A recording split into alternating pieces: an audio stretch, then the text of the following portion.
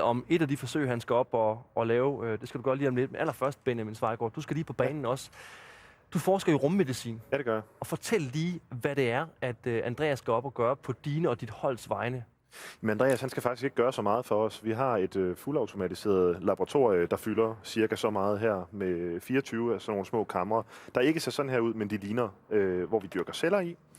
Og han skal egentlig bare holde øje med, at det ikke går i stykker. Celler, og det er almindelige menneskeceller? Ja, det er almindelige menneskeceller, der stammer fra menneskelige blodkar.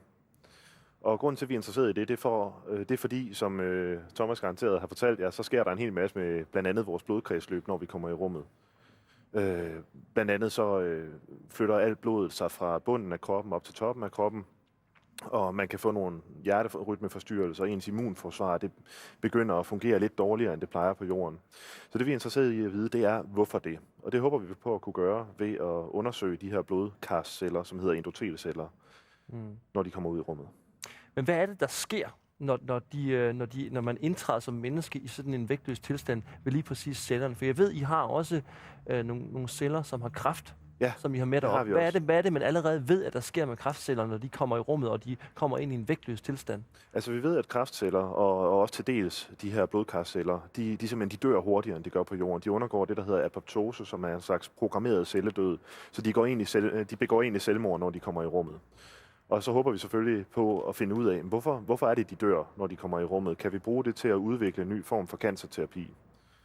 Hvad er jeres? Jeg ved godt, det er jo en slags grundforskning, men har I stadigvæk en tese om, hvad I så kan få ud af det, om man kan bruge det til noget hernede på jorden? Ja, det har vi bestemt. Altså det vi undersøger, det er ikke bare cellernes form og deres evne til at samarbejde, det er også hvilke proteiner og hvilke molekyler cellerne de sidder og producerer og spytter ud og bruger til at kommunikere med andre celler. Og hvis vi kan afklare på en eller anden måde, jamen altså der bliver skruet lidt op for det her protein, der bliver skruet lidt ned for det her protein, og hvis vi kan fuldstændig afklare, hvad er det, der sker på proteinniveau, der lige præcis gør, at for eksempel kræftceller de dør, eller at endotelceller de ikke fungerer lige så godt som den barriere for blodet, de skal være, så kan vi gå ind og masseproducere det her protein for eksempel, og sige, det her protein, det kan kræftceller ikke tåle, og så bruge det til en form for cancerterapi på jorden. Men det er naturligvis også meget vigtigt, at astronauterne har det godt, når de er deroppe. Så et ben af det her rumforskning, det er medicinske applikationer, altså medicinsk brug på jorden, og et andet ben, det vil så være astronauternes ve og vel i rummet. Så det er ikke sådan, at fordi at man ved, at kræftceller, de begår selvmord, de afgår ved døden derop, at man så skal sende kræftpatienter op i rummet? Nej, det ville være meget, meget dyrt og meget, meget farligt. Altså for de penge, som det ville koste at sende en kræftpatient ud i rummet, ville man kunne behandle utallige kræftpatienter på jorden, så det ville simpelthen være hamrende uetisk. Og for det andet, så ville man dø af det. Altså, men de fleste kræftpatienter er jo meget svækkede desværre, og ville simpelthen ikke fysisk kunne holde til den store acceleration, der kommer, når man er på vej ud af jordens tyngde. Men det er jo super interessant, fordi jeg tror, der er rigtig mange af os, som måske kender nogen, som desværre på en eller anden måde har været berørt af kræft. Og hvis det her, I har en viden om, at kræftceller, de dør, når de kommer ud i rummet. Hvad håber du, der kommer ud af det her? For det virker til at virkelig kunne være noget banebrydende. Altså det, jeg håber allermest, det er, at vi kan bruge den her viden til at skabe flere nye former for kræftterapi. Og hvad er muligheden for det? De er gode. Ja.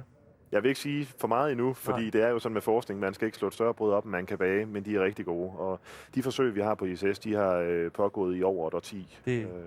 Og vi finder ud af flere og flere ting i hver flyvning, og vi finder ud af flere og flere ting om de modeller, vi har på jorden, at de også kan bruges i rummet.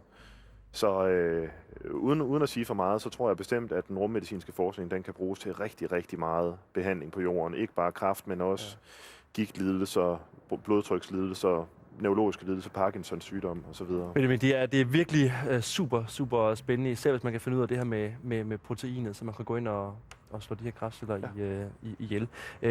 Vi skal også lige have dig på banen.